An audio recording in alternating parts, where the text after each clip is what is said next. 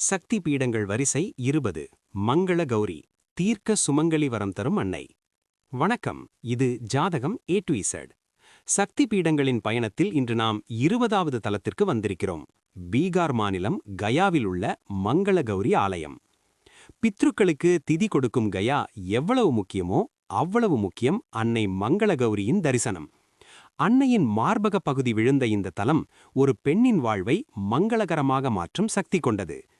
பல நூற்றாண்டுகளாக அணையாமல் எரியும் தீபத்தின் ரகசியத்தையும் இங்கே வேண்டினால் கிடைக்கும் மங்கள வரங்களையும் இன்று பார்க்கலாம். மங்கள கௌரி, ஆழமான தகவல்கள். 1. ஸ்தனபீடம். அன்னை சதியின் மார்பக பகுதி இங்கே விழுந்ததால் இது உபய பிண்ட பீடம் என்று அழைக்கப்படுகிறது. இது உலகிற்கு பாசம் மற்றும் ஊட்டச்சத்தை வழங்கும் தாய்மையின் அடையாளமாக கருதப்படுகிறது.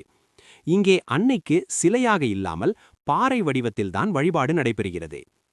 2. அக்னிகுண்டம் மற்றும் அணையாத தீபம். இக்கோயிலில் ஒரு சிறிய தீபம் பல நூற்றாண்டுகளாக தொடர்ந்து எரிந்து கொண்டே இருக்கிறது. எத்தனை காற்று வீசினாலும் மழை பெய்தாலும் இந்த தீபம் அணைந்ததே இல்லை. இந்த தீபத்தின் ஒளியில் அன்னையை தரிசிப்பது பெரும் புண்ணியம். 3. உமாதேவியின் தவம்.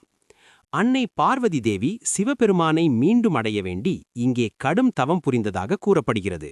அதன் காரணமாகவே திருமணமான பெண்கள் தங்கள் மாங்கல்ய பலத்திற்காகவும் கன்னி பெண்கள் நல்ல வரனமையவும் இங்கே அதிகளவில் வந்து வேண்டுகிறார்கள்.